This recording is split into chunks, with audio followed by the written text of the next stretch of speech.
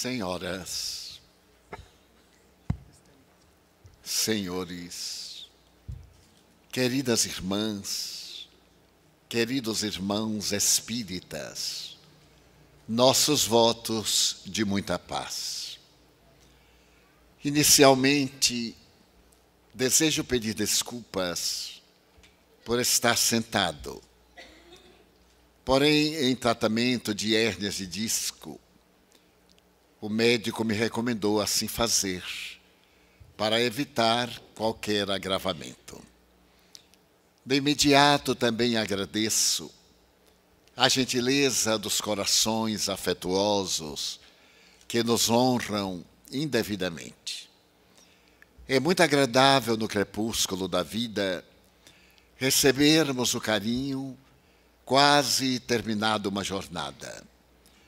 Mas reconheço estar muito longe do compromisso com a mediunidade com Jesus, porquanto tenho o bom senso de reconhecer as próprias falhas, a sombra e o desafio que constitui a integração do eixo ego-self na conquista da individuação.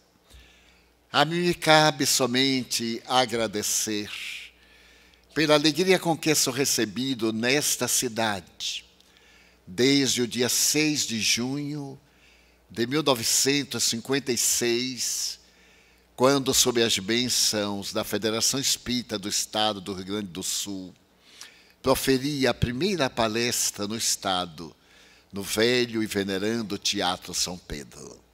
Desde então, encontrei na alma gaúcha parte do coração. E por ser cidadão gaúcho por decreto, sinto-me profundamente honrado em estar aqui, em comunhão com os corações afetuosos que sempre me dignificaram com a sua gentileza. Na mitologia grega, vamos encontrar, conforme o pensamento do Dr. Emílio Mirey Lopes, uma das mais notáveis manifestações do pensamento mitológico, ao estabelecer os vários níveis de pensamento, o eminente psiquiatra reserva para o terceiro grau o pensamento mitológico, o primário, o arcaico, o pré-mágico, o mágico, o egocêntrico, o racional e o intuitivo, este no qual nos encontramos, procurando atingir o momento cósmico. Mas nós pretendemos recuar ao pensamento pré-mágico e mágico para deambularmos um pouco na mitologia grega, particularmente nos grandes governantes do Olimpo, Zeus e sua esposa Hera, ambos portadores de poderes que superavam até mesmo o conceito de dignidade divina, mas cada qual com a sua humanidade, as suas paixões, os seus sentimentos de competição permanente, estando eles na região sublime do Olimpo. Certa feita, numa discussão banal, conta Sófocles, Hera e Zeus dialogavam a respeito da comunhão sexual. E cada um apresentava a sua própria teoria. Para Zeus, o encontro sexual é muito prazeroso, mas a mulher desfruta muito mais do que o homem, em razão de resultar na fecundação, na bênção da perpetuação da espécie.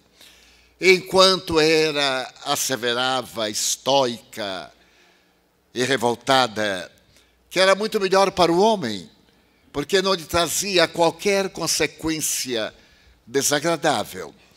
E a discussão tornou-se muito grave no Olimpo, resolvendo-se então consultar o grande Tiresias. Esse homem que participava das grandezas também do Olimpo e da Terra, e que na sua trajetória havia desempenhado o papel nas duas manifestações sexuais. Mas já se sabia por antecipado que qualquer opinião apresentada iria resultar num drama muito grave para este divisor de opiniões, porque Zeus era implacável e a sua mulher desejava competir, tornando-se perversa. Mas Tiresias, tendo a visão do futuro, foi muito honesto e asseverou que Zeus tinha razão, porque a mulher desfrutaria muito mais dessa comunhão em que os corpos e as almas se fundem em uma unidade. Foi o suficiente para perturbar os sentimentos de Hera, e no ato de vingança ela cegou Tiresias. Mas Zeus, que agora se sentia contemplado por haver vencido mais um debate com a sua mulher, não se atreveu a restituir a vista a Tiresias. Poderia fazer, mas ele iria enfrentar uma situação muito mais complexa na sucessão dos Evos. Pensando muito, ele resolveu dar a Tiresias a visão da alma. Apesar de cego, Tiresias adquiria a clarividência espiritual e se tornaria, na mitologia grega, uma das personagens mais complexas, porque, do ponto de vista histórico, ele teria vivido no século V de Péricles, mas, do ponto de vista mitológico, ele havia vivido muito antecipadamente. A grande verdade mito-histórica é que, quando Narciso nasceu, a sua mãe, que era uma ninfa, foi perguntar-lhe qual era o destino daquela criança tão bela. E Tiresias profetizou que Narciso seria belo e feliz enquanto não visse a própria imagem refletida em um espelho ou em qualquer faceta que apresentasse a sua realidade. Mas também a história conta que o homem mais poderoso do mundo, por volta do século VII, havia também mandado consultar o santuário de Delfos, falar com o grande deus Apolo e depois consultar Tiresias. A verdade é que o personagem Tiresias está presente em vários fatos históricos, mas que resultou que agora, recebendo a compaixão de Zeus, ele passou a ter a visão interior, a visão da alma. E essa visão da alma será transmitida através de geração em geração, pelo pensamento, até atingir-se esse estado de percepção cósmica, referida por Mirey Lopes. E para podermos entender essa visão interior, teremos que recorrer a um filósofo, a busca da verdade, o noce te ipsum, o conhece-te a ti mesmo, aquele gnote-se auton, o que Sócrates, imitando o pensamento grego arcaico, traz para nós uma diretriz de vida, de segurança e de felicidade. Então, o autoconhecimento está dentro da necessidade que Tiresias vai ter mediante a luz interior.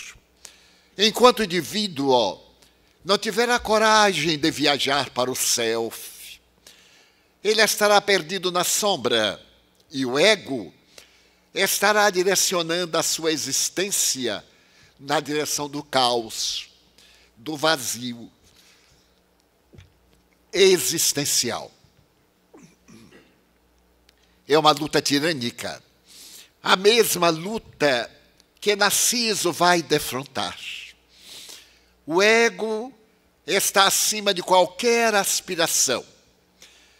E o self parece adormecido até o dia que ele despreza a ternura de uma ninfa e uma deusa desesperada encaminha a uma floresta na direção de um lago, onde ele se detém a olhar a imagem refletida pela qual se apaixona.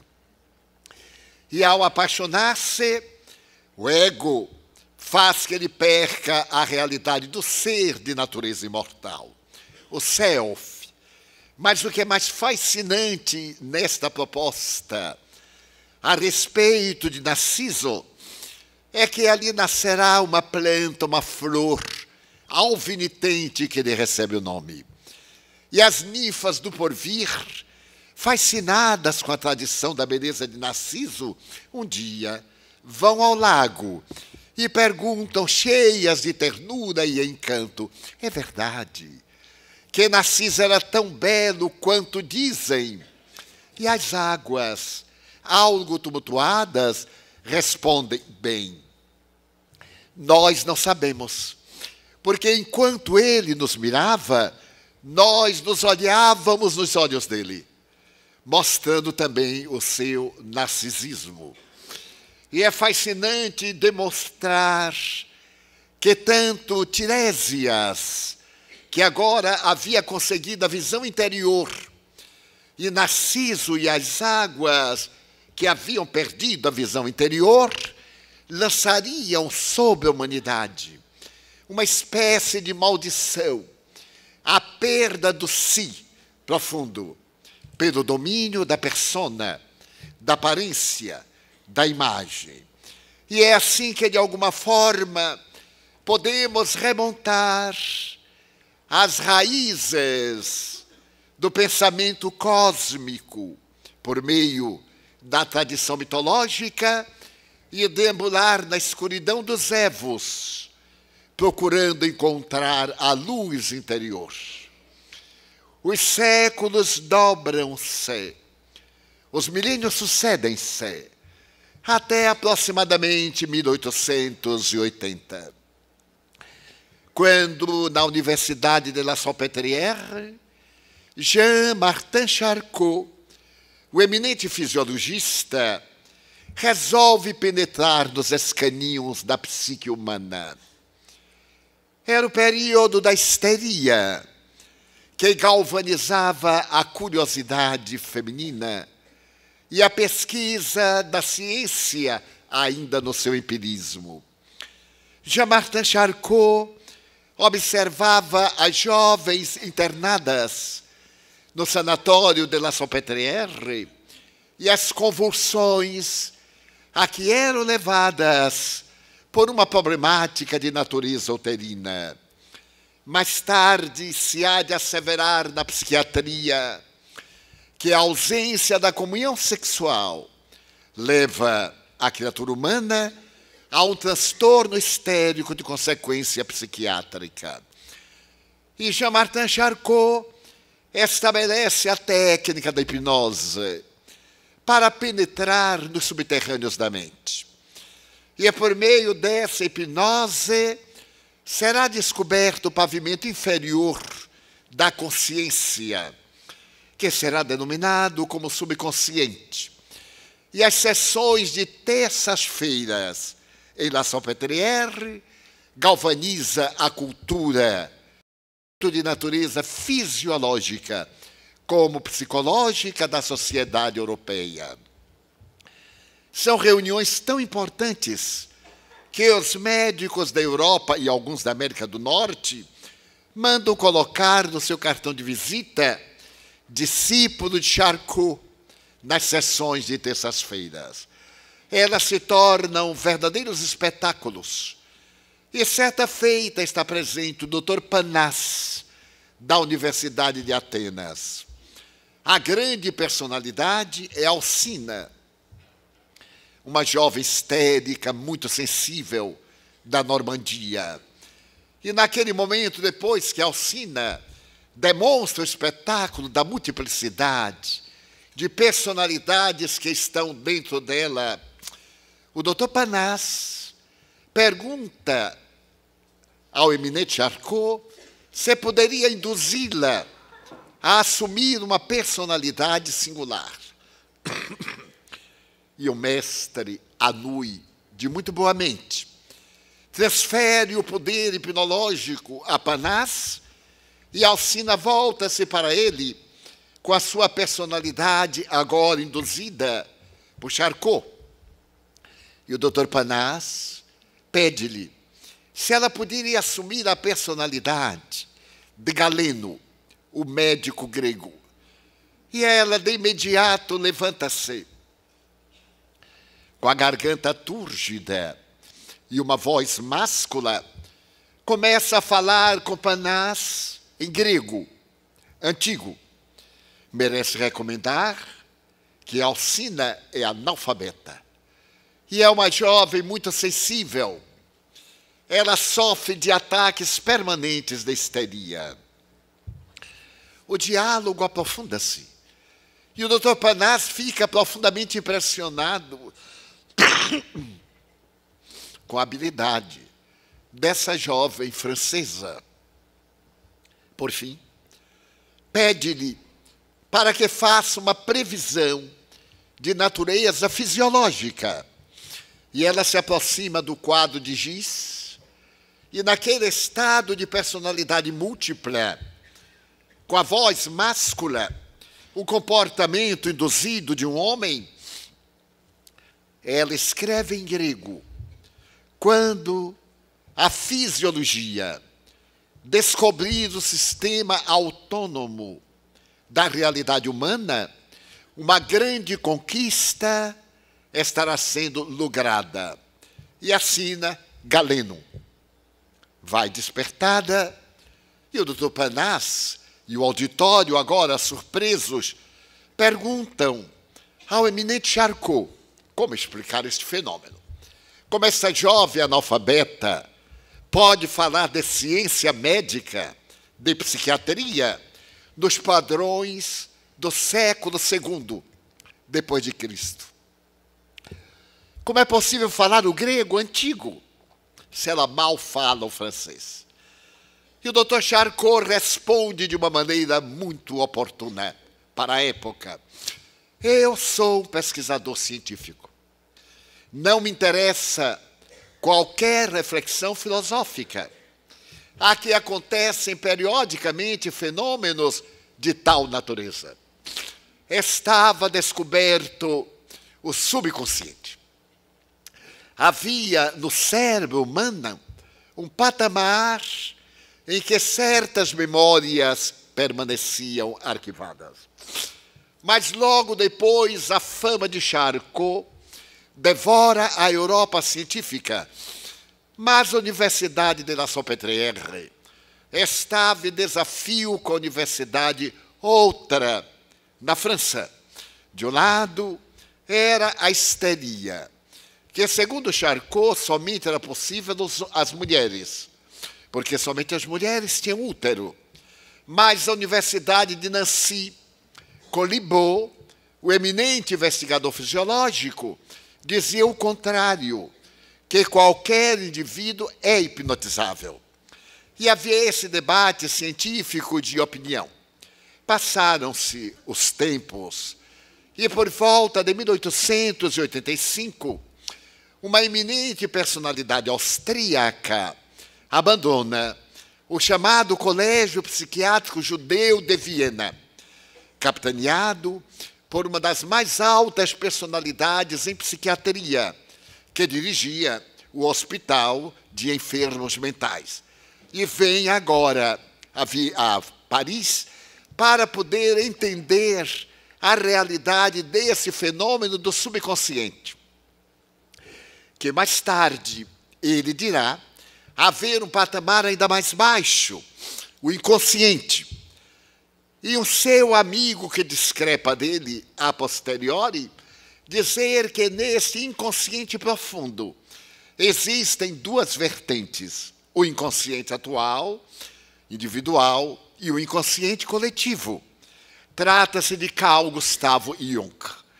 Depois de haver sido o príncipe herdeiro da nascente psicanálise, ele se vê constrangido pela intransigência do mestre em Viena, quando declara que havia um grande inimigo da psicanálise, mas um inimigo torpe, que era o misticismo.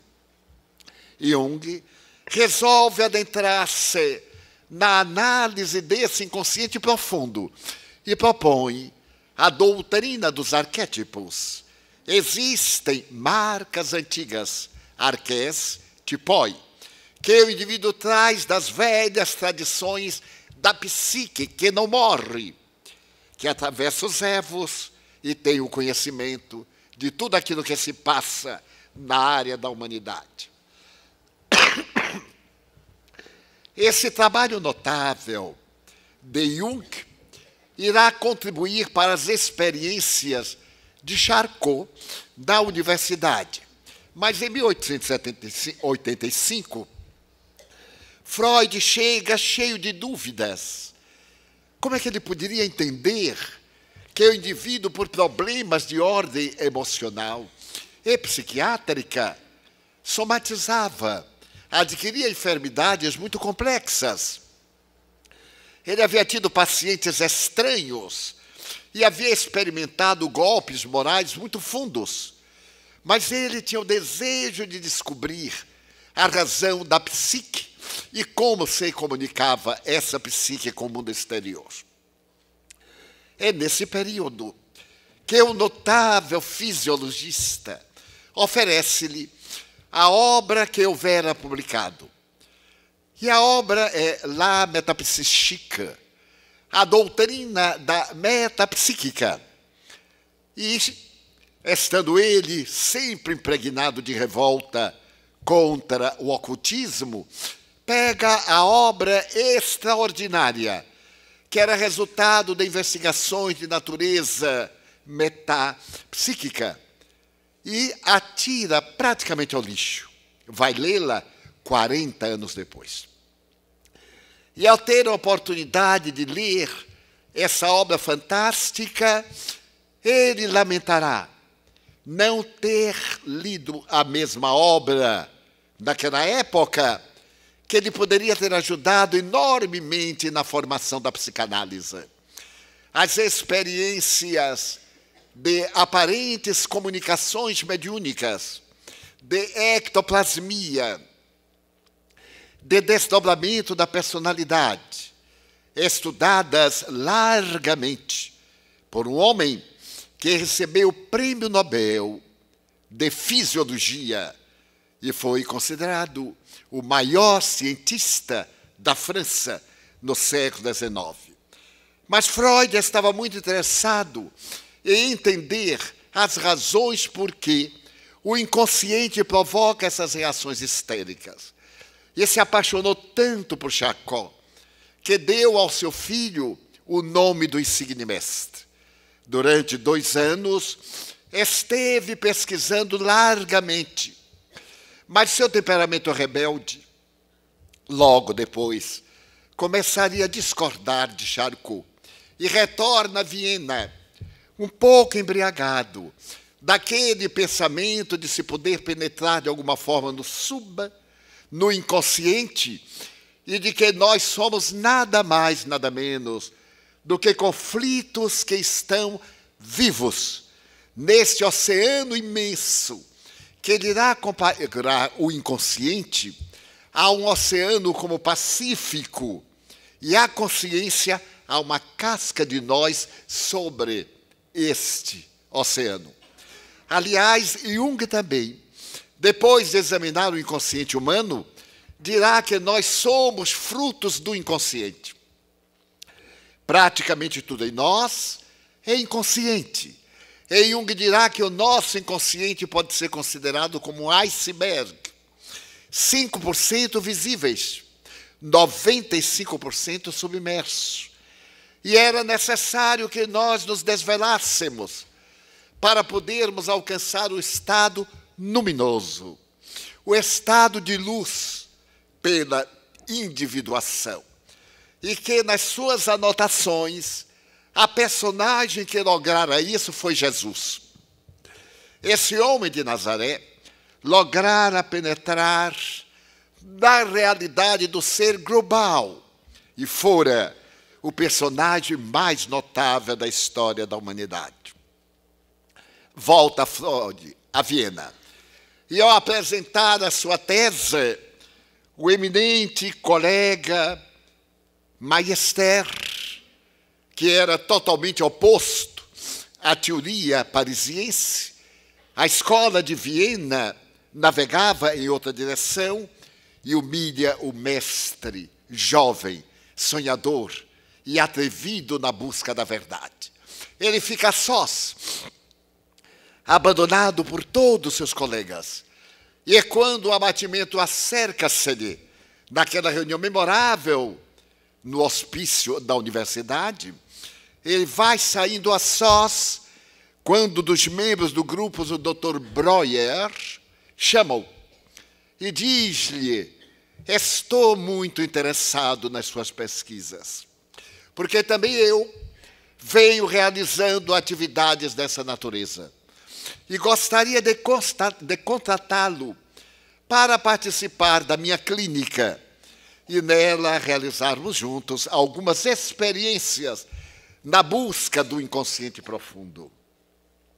Freud aceita e começa a ter alguns pacientes especiais, principalmente uma jovem de inconsciente fabuloso. Ela conseguia identificar as causas da sua problemática de uma maneira eficaz, primeiro pela hipnose, depois pela associação de palavras, depois pela liberação da palavra, mas também pelo sonho. Estava sendo construído o arquipélago da futura psicanálise. Quando ele foi chamado para atender a um jovem, filho de um general, o jovem Karl. No seu palacete, Karl era um personagem muito singular. Havia cometido um crime odiento. E depois de receber a assistência de Freud, ele começa a relatar aquilo que tinha pudor e negava dizer. Porque o nosso inconsciente pretende apresentar aquela figura ególatra que nós gostaríamos de ser e ainda não conseguimos. E em determinado momento o jovem ergue-se totalmente fascinado e diz por que odiava o pai.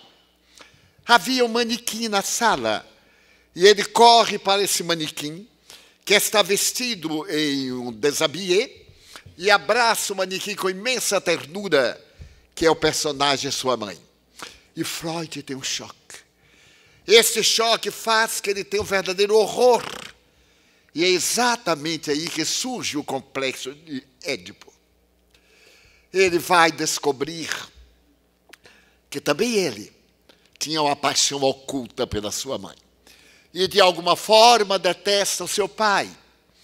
E isso ficará muito claro mais tarde com o Dr. Breuer, quando seu pai morre e em pleno féretro, ao chegar à porta do cemitério, ele desmaia. Desmaia. Vai levado para casa e ele então percebe a união sexual psíquica que ele tinha em relação à sua mãe. Sófocles é trazido também da mitologia grega para narrar a história trágica desse personagem que termina casando-se com a própria mãe depois de assassinar Laio, o seu pai. Naturalmente, todos nos recordamos da história. Mas há um detalhe muito curioso, porque quando ele nasceu em Tebas, Tiresias volta à baila e anuncia que aquele jovem mataria seu pai, casaria com a sua mãe e com ela teria filhos. E quando Laio soube que seria vítima do filho e sua mulher Jocasta seria a mulher do próprio filho, ele tenta matar o filho e coloca 2 sinais profundos nos seus pés, que vai identificar o seu nome, Édipo, em grego, o homem marcado com sinais nos pés. E esse momento é muito significativo, porque ele não morre e vai salvo por um pastor. Então ele vai ser criado numa outra cidade. E à medida que cresce e chega à idade adulta, ele toma conhecimento do vaticínio de Tiresias. E como amava muito a seus pais adotivos, ele a abandona e viaja para Tebas, sem saber que era nascido em Tebas. E chegando próximo à cidade, ele vai a uma luta com um estranho e mata esse estranho. Era o rei Laio. Mas o curioso é que nesse caminho de Tebas, ele encontra a esfinge. E a esfinge que atrapalhava os viajantes, apresenta-se-lhe e pede-lhe que a decifre. E propõe a grande interrogação: quem é que? Pela manhã anda de 4 patas, mais tarde de 2, e mais tarde de 3, decifra-me ou devoro-te. E ele diz: é o ser humano. Na infância, anda de 4. Logo depois, de 2 patas. Na terceira, como eu, de bengala. Com 3 patas, o que é peculiar. E então a esfinge o malsina, atira no mar, e ele termina se casando com Jocasta. E um dia descobre que ela é sua própria mãe. Então ele se cega e vai para as estradas de Tebas, guiado por uma filha, para poder viver, digamos, numa palavra transcendente, viver o seu karma. É curioso notar que Freud vai trazer no seu íntimo o complexo edipuano. Bem, alguns dos seus eminentes discípulos negam. Estamos tentando fazer um pouco de história. Mas a verdade é que o fato do seu desmaio à porta do cemitério e a terapia do Dr. Breuer, que termina por pedir que ele vá ao cemitério e vença este conflito, é histórico na vida do eminente psiquiatra austríaco. E nós vamos observar que Freud pode ser considerado um dos personagens mais notáveis da história da humanidade. Se fôssemos fazer uma análise das mudanças do pensamento, levantaríamos 3 indivíduos.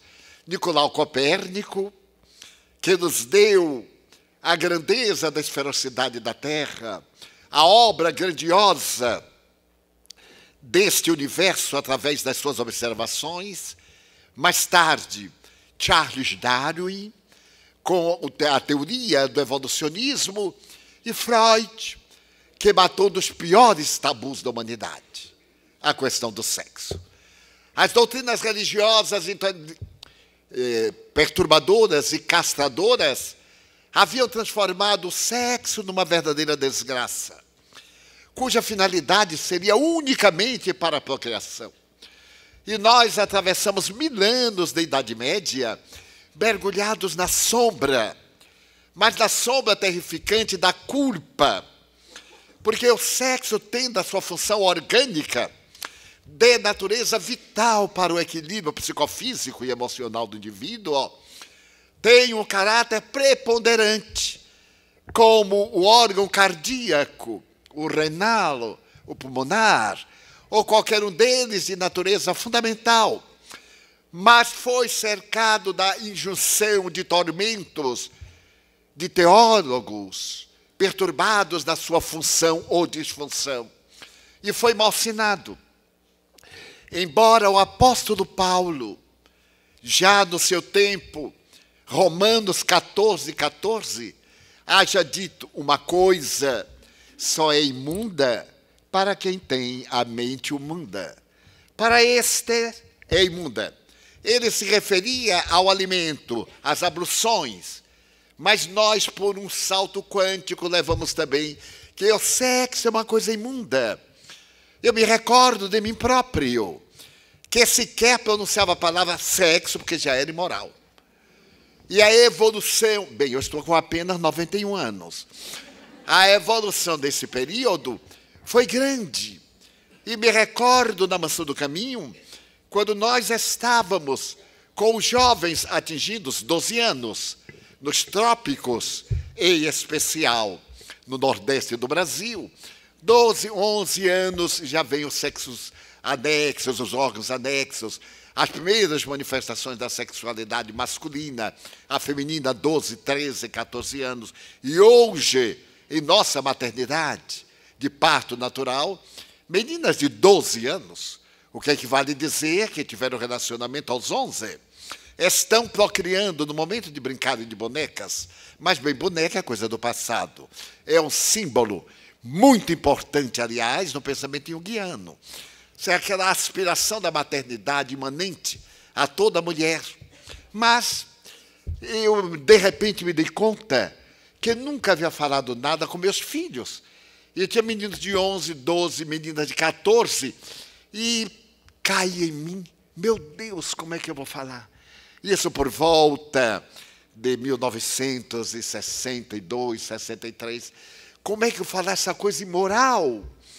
E fiquei pensando, meditando, quando a revista O Cruzeiro apresenta um drama de lesbianismo. Nas páginas centrais, uma filha vem e diz assim, tio, olha para aqui. Quando eu vi, quase desmaiei, por causa do preconceito. E eu disse, meu Deus, minha filha larga está aí, nem olha, depois nós conversamos. Eu é que estava com medo de me denunciar. E ela saiu, uma hora dessa nós conversamos. E eu então fui ao sexólogo para perguntar a ele como é que eu devia fazer, porque como é que eu ia falar.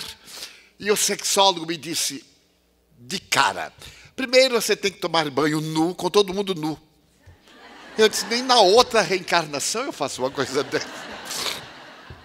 Mas os jovens foram crescendo. E ela veio saber, eu tinha que explicar aquilo, mas explicar como. Bem, mas expliquei, né? Sempre é uma saída um pouco estúpida e ainda um pouco teológica, apesar de ser espírita. Mas muito bem. Então um dia eu me encorajei, me tornei técnico em sexologia e brincando com os meninos, nós trepamos numa árvore, os maiores, eu escolhi a dedo, de 12 aos 14 anos, sentamos-nos. E eu disse, é hoje, meu Deus, Pai nosso que estás nos céus. O que é que eu de fazer? Como é que eu posso falar essa coisa horrível? Mas então, eu me voltei para eles e olhei todos ingênuos aparentemente, já sabiam mais do que eu. Então me olharam e eu disse assim, bem, vocês já sabem como é que nós nascemos, não sabem? Não, senhor, como é? Eu comecei do meio. Então, olha, vamos brincar e depois eu conto. E eu disse, meu Deus, me deu uma inspiração. E Joana de Ângeles, pela primeira vez, mostrou que era psicóloga. Até então, era uma mentora espiritual. Ela disse, meu filho, compre um casal de coelhos. Porque você vai ver nascer coelho em cada 15 minutos. Então eu comprei, não um casal, comprei logo 5 casais. E botei os meninos para tomarem conta, sem dizer nada. Certo dia eu estou orando e quase derrubam a porta do meu gabinete, da minha sala.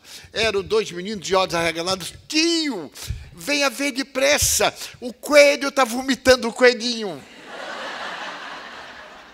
Aí eu corri e dei uma aula.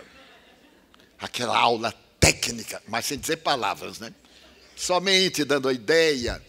E foi assim que eu descobri a vida, a maravilha da vida, a grandeza do sexo, a bênção do sexo. Porque ele é tão importante em nossa existência, que qualquer preconceito, qualquer atitude negativa, castradora, está contra a natureza divina, que assim o fez.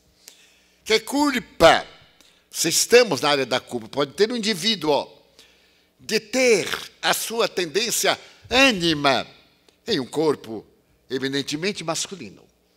Que culpa pode ter alguém do seu psiquismo, ânimos, em uma indumentária eminentemente feminina? E assim por diante. Aonde está o pecado? E Joana de Ângeles vem em meu socorro. Não existem pecado nem culpa. São 2 palavras que irão desaparecer. Porque todo indivíduo que peca tem que ser punido. E todo culpado tem que ser redimido. Vamos substituir esses dois substantivos pela responsabilidade. Eu sou responsável pelo uso das minhas funções, faculdades e atitudes. E essa responsabilidade me impõe, pela lei das vidas sucessivas, pela reencarnação, conforme o conceito kardeciano, a reparar, a dar dignidade àquilo que eu usei indevidamente, a corrigir os meus equívocos dentro do equilíbrio da lei. Mas que lei? A de harmonia, aquela que nos leva à plenitude. A plenitude é esse estado quase o estado luminoso. É alcançarmos o equilíbrio ego-self, de tal forma que nós vamos descobrir o ego do self e o self do ego, em estados muito sutis. E logo, a proposta de Freud foi extraordinária ao construir a psicanálise e apresentar para nós a grande problemática da libido. Esta libido que causou náuseas a Breuer. Como pode uma criança ter libido se ela ainda não tem a função sexual? E Freud vai demonstrar, de alguma forma, que o sugar do peito materno é um ato sexual. E Melanie Klein, a extraordinária estudiosa da vida da gestante, da vida infantil, da vida ainda no útero humano e um pouco fora dela, tem uma realidade complexa e total. E é nesse período que se forma, de alguma maneira, a personalidade. E é exatamente nesse momento que Jung vem com todo o seu cabedal de experiências e nos abrindo o leque dos arquétipos, mostra-nos até a lógica, a razão do sofrimento, que a veneranda amiga estuda carinhosamente no seu livro Plenitude. Eu me recordo de uma noite quando, há muitos anos, não memorizei a data. Ela me disse: meu filho, eu gostaria de escrever um livro muito especial para apresentar a visão espírita iluminada pela psicologia, ou a psicologia iluminada pela visão espírita da reencarnação. Nós iremos escrever sobre Jesus, o homem Jesus, o homem. E é curioso que gostaríamos de tratá-lo com essa realidade e grandeza do homem, daquele ser que possuía uma ânima no ânimos, mas equilibrava de tal forma que havia nele esse estado de ego-self em plena atividade, conforme a necessidade. Veja bem, quando a mulher adúltera é surpreendida em equívoco, não em pecado, ele trata com sentido maternal, porque só as mães compreendem. É esta ânima que nós vemos, e quem estiver isento de culpa, tire-lhe a primeira pedra. Mas também é o ânimo, a coragem. Aquele que entre vós não tiver culpa ou não tiver erro, atire-lhe a primeira pedra. E pensando nisto durante muitos anos, eu tive a oportunidade de viajar para uma conclusão bem diferente da teológica espírita, que foi por amor àquela mulher.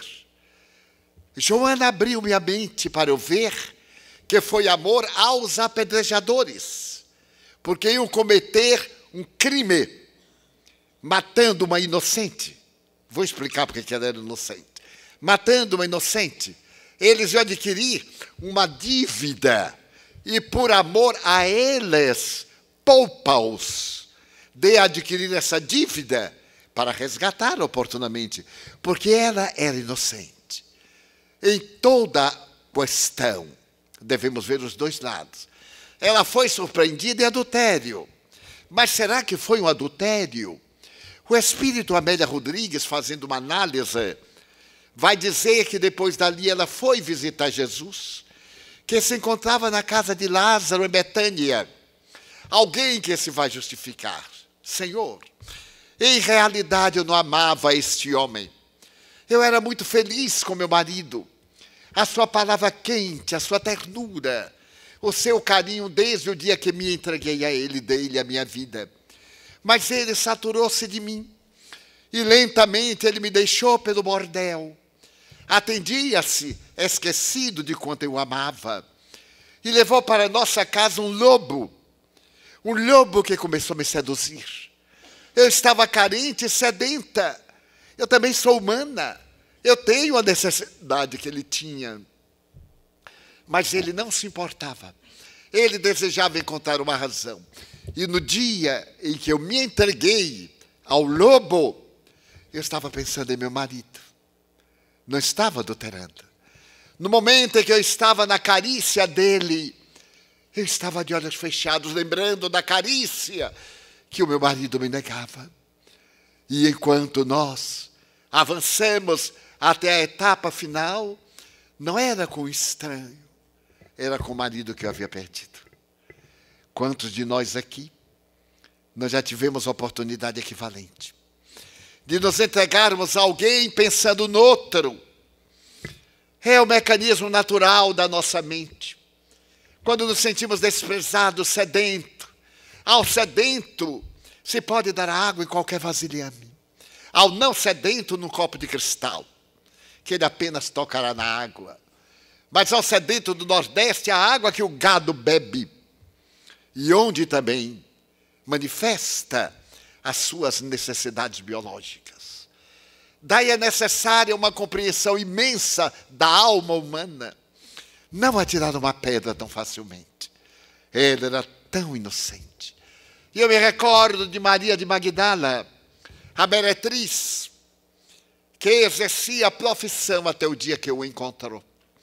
E a partir daquele dia ela transcendentou, sublimou a necessidade biológica por esse amor que planifica de dentro para fora, que é exatamente a proposta junguiana da sublimação, quando necessária, em determinados cometimentos humanos. E ao escrever sobre Jesus e a atualidade, eu vou perceber que ela desviou totalmente o ritmo das 40 obras que havia escrito antes a respeito do Evangelho. Mas não me dei conta que se tratava de uma fase nova. E lhe perguntei: minha irmã, a senhora mudou um pouco de estilo? Porque o estilo de Joana de Ângeles é um pouco complexo. Pessoas me têm acusado, como se fora eu, de que ela é difícil, mas que culpa eu tenho? Pessoa me diz assim: mas Divaldo, Joana escreve, eu não entendo. Eu digo: eu também não entendo. Mas o que é que eu vou fazer? E um dia, então, eu perguntei, mas minha irmã, as pessoas me dizem, por exemplo, ela deu um título, Crestomatia da Imortalidade. E hoje, no nosso nível virtual, que até as palavras a gente não coloca todas, porque é pequeno, não é enitil, e etc., a maioria não sabe o que é crestomatia da imortalidade. Mas, meu filho, o Espiritismo é a ciência de beleza. E a beleza deve ser descrita de uma maneira transcendente e luminosa. Quem não souber, consulta o dicionário e aprende.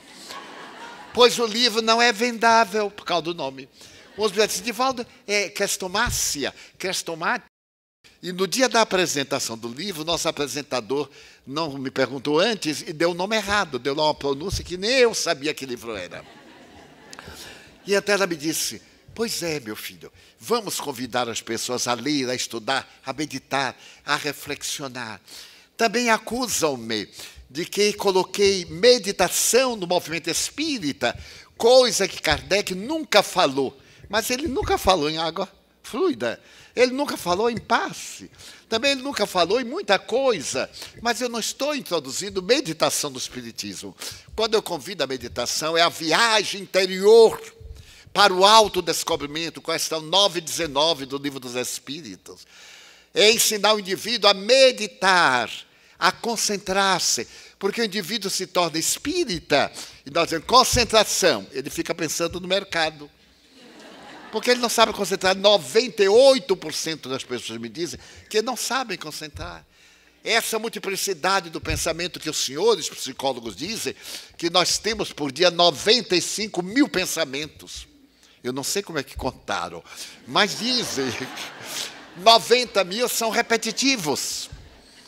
Mas nós, então, imagina, para de repente parar em um pensamento, ou de repente não pensar, para poder transformar-se um lago espelho para as comunicações dos seres transcendentais. Então, esta querida amiga me disse, mudei e vou mudar.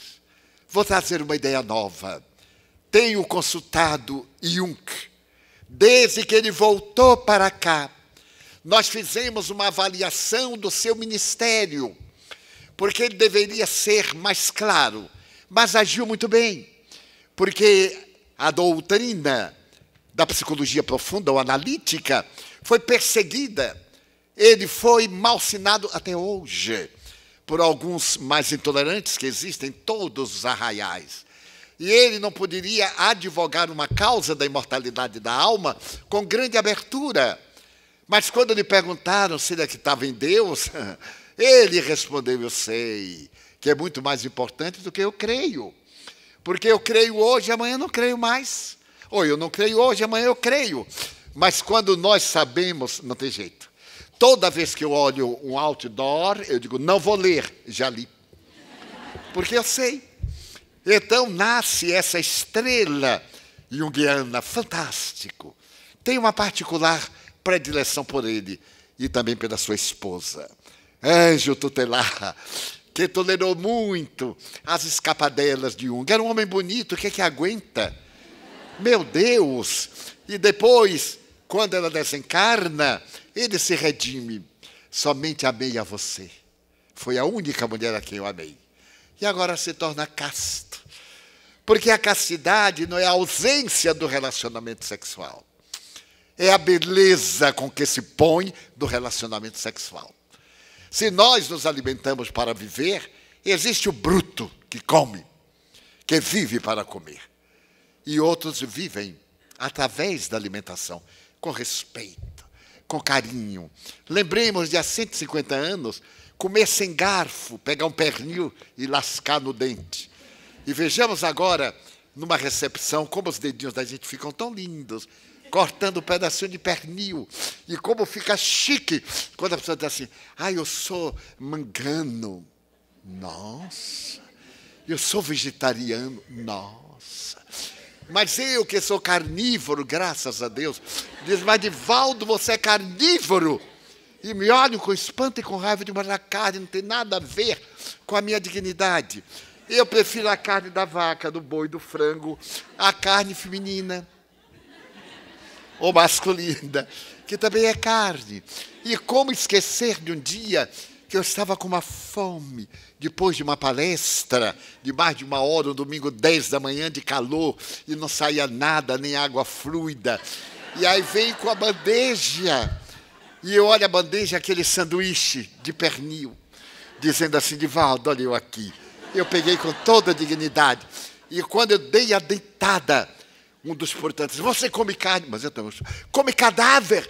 Eu digo, Ave Maria, quando é o cadáver? Eu tomei um choque, porque as pessoas são dramáticas.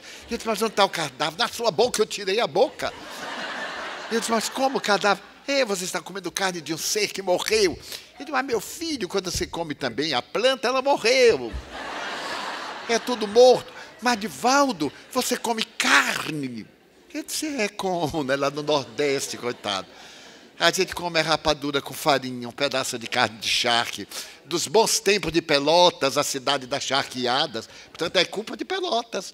Eu mesmo nasci na charqueada. Só comia carne de charque, que nós chamamos de carne do sertão. Quando eu vi couve, essas coisas, eu achei lindo, mas até hoje eu olho para a sala e digo assim, vá com Deus. E eu fico com Satanás. Mas impressionante.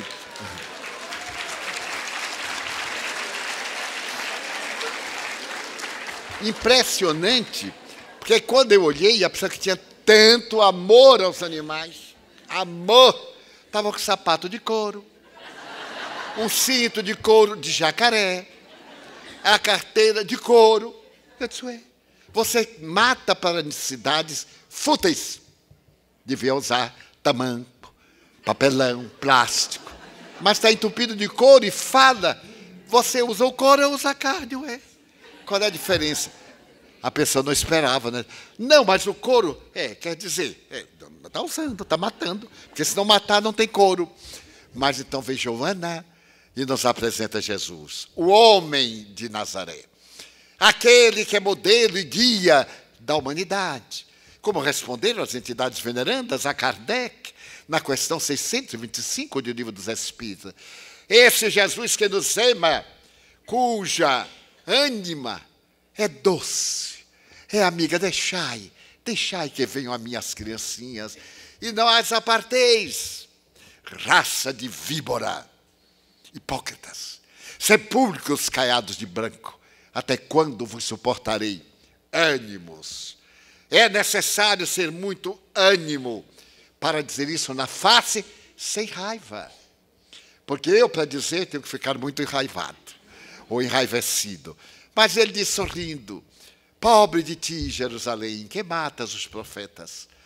Então é esse vulto que ressalta em Jesus e humanidade.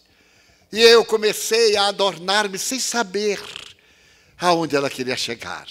Mais tarde, quando ela escreve docemente plenitude, e avança pelo sofrimento, e vai buscar Buda e as 4 nobres verdades, uma das quais é a reencarnação. Eu descobri que ela estava enveredando por um caminho fantástico. Porém, no momento que ela escreve vida, desafio e soluções. E quando ela escreve amor, invencível amor. E nos fala do amor desde o conceito de Lowell aos grandes conceitos da literatura universal e da psicologia. O indivíduo é pleno quando ama e não quando é amado. E nós vamos encontrar na planificação do ser, na saúde real, essa capacidade de amar. Amar até quem não nos ama, que a mim me parecia um absurdo. Como é que eu vou amar a quem me prejudica? Allan Kardec me ajudou. Não se pode amar ao inimigo como se ama a um amigo. Perdoar não é esquecer a ofensa, é não devolver a ofensa. Porque uma questão é de memória. Quanta coisa eu quero esquecer e não consigo. E quantas eu quero me lembrar e também não consigo. Então, o fato de esquecer é uma questão de tempo. Olhar para a cara da pessoa, fazer um serviço e lembrar do dia que nos escarneceu. Mas não ter ressentimento, eis aí o perdão. Mas a lembrança é permanente. E eu me lembro como nós somos cruéis na questão do erro do próximo.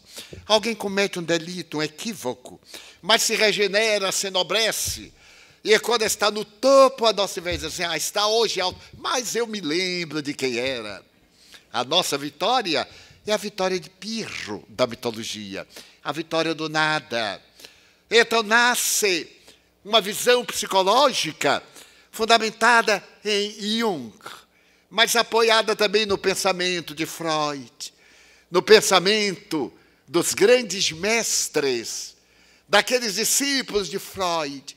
E se hoje pegamos Lacais e outros tantos, podemos ver na obra de Joana referência a esses eminentemente freudianos, exclusivamente materiais, mas aureolados na sua psicologia, com a certeza da imortalidade da alma, do retorno à terra para o nosso processo de reabilitação, apagando em nós as mágoas, os ressentimentos, as dores acerbas de outras existências, introduzindo na psicologia aquilo que, por volta de 1975, Abraham Maslow, Ram Dass, Elizabeth Kübler-Ross e tantos outros da elite dos grandes seminários em Big Sur, na Califórnia, darão ensejo ao criar a psicologia transpessoal, a 4ª força em psicologia, e admitir a possibilidade psicológica da reencarnação. As experiências notáveis realizadas em Praga em 1955, pelo eminente mestre, que vai participar também dos Estados Unidos desses seminários, na busca da lógica para a esquizofrenia e encontra a reencarnação daqueles que cometeram erros graves antes e que agora estão realizando o processo de purificação total dos dramas da consciência ultrajada. Aqueles que se permitiram tombar no crime, e a sociedade não tomou conhecimento, mas a vida, sim, tomou conhecimento. Lembrar de Assagioli, Ken Wilber, e também do notável americano Koenig, hoje um grande trabalhador da espiritualidade, da saúde nas universidades, mas também nos lembrarmos de William James, o pai da psicologia pragmatista, que depois de tentar provar a imortalidade da alma e enfrentar a dúvida, porque todo mundo queria que o fenômeno se repetisse, ele teve essa expressão: todos nós sabemos que o corvo é negro.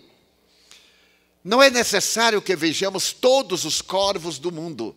Basta alguém trazer um corvo branco. Então, negar o fenômeno mediúnico da imortalidade é fácil. Mas dei uma prova.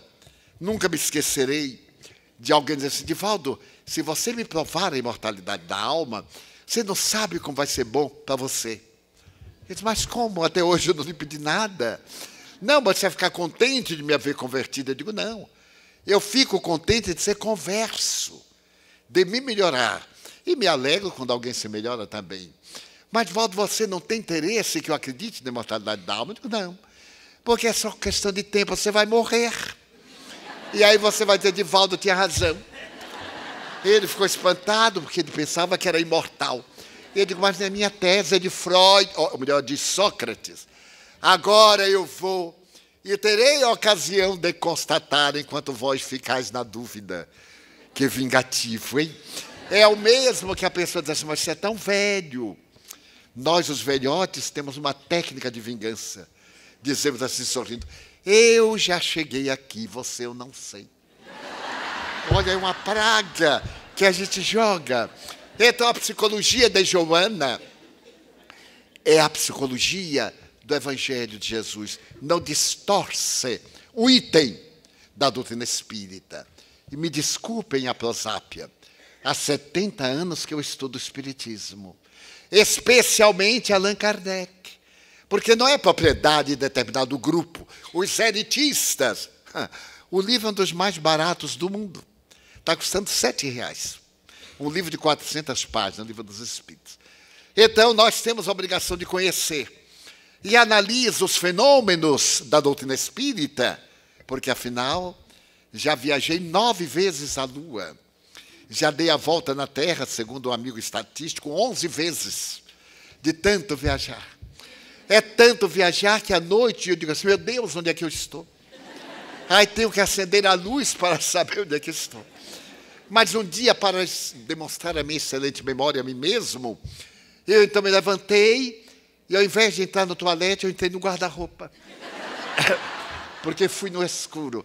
Mas quero dizer que a proposta desse espírito gentil, Joana de Ângeles, é uma proposta de amor, de transformação moral, para aqueles que são psicólogos, psiquiatras, psicanalistas, ou pessoas como eu, menos esclarecidas, mas que têm ânsia de saber. E muitos me têm confessado: quero dizer-te que depois da série psicológica eu passei a entender melhor Allan Kardec.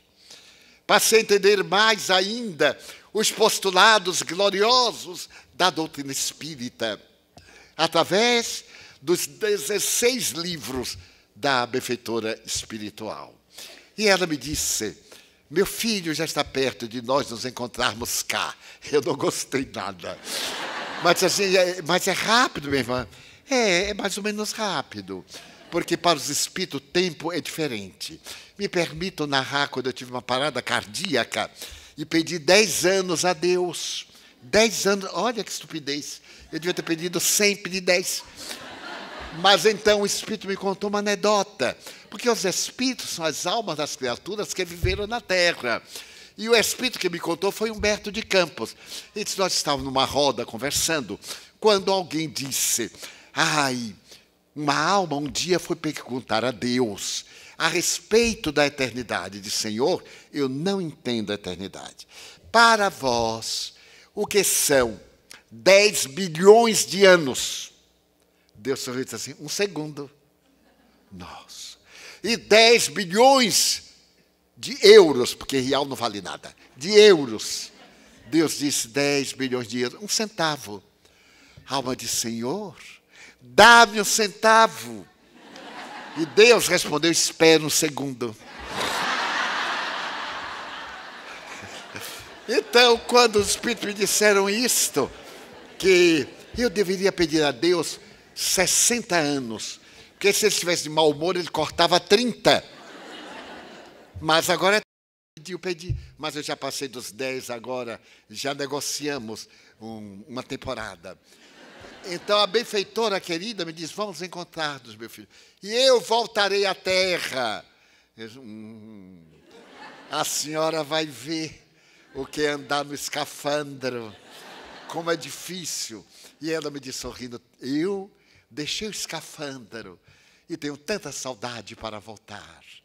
E eu disse, a senhora vai ler a sua série psicológica e vai ver como é duro aplicar. É lindo de memorizar. Mas então, nesse momento que o nosso querido Gelson, que o nosso nobre presidente do movimento médico do Rio Grande do Sul, apresenta-nos esses 20 anos de Joana de Ângeles, na sua proposta psicológica ampla, não é uma proposta espírita, kardecista, embora Allan Kardec, no dia 1º de janeiro de 1858, ao publicar na Revista Espírita, teve a ocasião de dizer, esse tratado de psicologia, porque a Revista Espírita trata dos estudos psicológicos da doutrina espírita. E a doutrina espírita é a grande psicóloga das nossas almas, não somente libertando-nos das aflições, mas dando-nos o caminho da plenitude. Desejo que nestes 2 dias que teremos pela frente, essa proposta luminífera apresente a todos vós o caminho de libertação que a mim me tem proporcionado chegar a uma idade provecta, com grande alegria, com felicidade, na certeza imensa de que a morte é somente uma transição de uma para outra vibração. E que a aguardo com certo júbilo para poder, nos próximos 20 anos, quando aqui for celebrado, estar convosco, desencarnado é certo, atendendo e orando por um mundo melhor nesta hora tão áspera.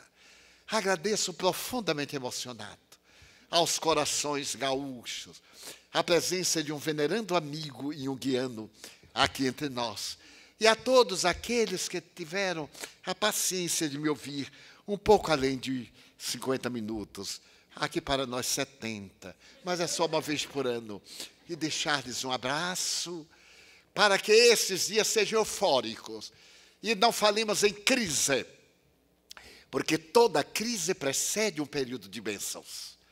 Então, louvada seja a crise, a gente vai morrer antes de chegar às bênçãos, mas quem vier vai encontrar a plenitude. Então, ao invés de lamentar, que possamos dizer, meu Deus, eu gostaria de dizer-te que eu amo a vida, que para mim é bela e é colorida.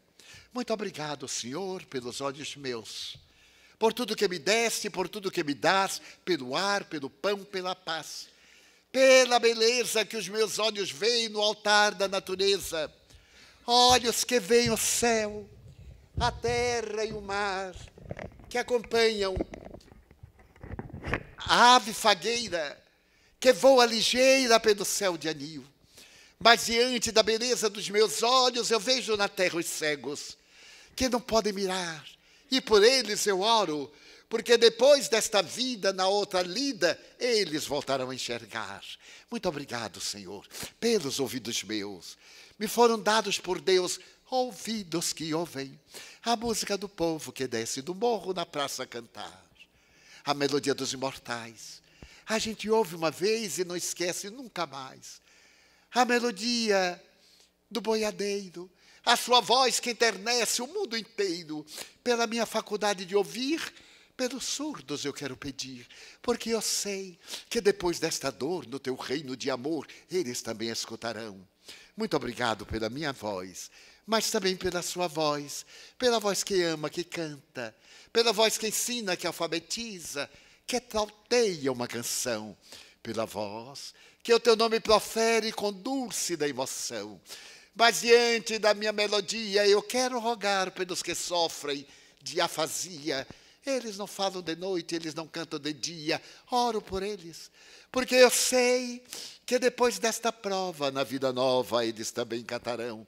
Obrigado pelas minhas mãos, mãos que aram, mãos que semeiam, mãos que agasalham, mãos de ternura, mãos que atendem a amargura, pelas mãos de sinfonias, mãos de poesias, mãos de cirurgias, mãos de psicografias, pelas mãos que atendem a velhice, a dor, o desamor, pelas mãos que no seio embalam o corpo de um filho alheio, sem receio, e pelos pés que me levam a andar sem reclamar. Muito obrigado, Senhor, porque eu posso bailar. Diante do meu corpo perfeito, eu vejo na terra aleijados, amputados, marcados, paralisados, que se não podem movimentar. Mas eu tenho a certeza que depois desta expiação, na outra reencarnação, eles também bailarão. Muito obrigado, Senhor, pelo meu lar. É tão maravilhoso ter um lar. Não é importante se este lar é uma mansão, uma favela, um ninho, um grabato de dor, um bangalô, um duplex, seja lá o que for, mas que dentro dele exista a figura do amor. Amor de mãe, ou de pai, de mulher, ou de marido, de filho, ou de irmão. A presença de um amigo, alguém que nos dê a mão, um gato ou um cão. Mas o importante é sair da solidão. Mas se eu a ninguém tiver para me amar, nem um teto para me sustentar, nem uma cama para repousar, nem assim reclamarei. Eu te direi, obrigado, Senhor, porque eu nasci. Obrigado, Senhor, porque eu creio em Ti, pelo Teu amor. Obrigado, Senhor, pela sua atenção. Muito obrigado, senhores.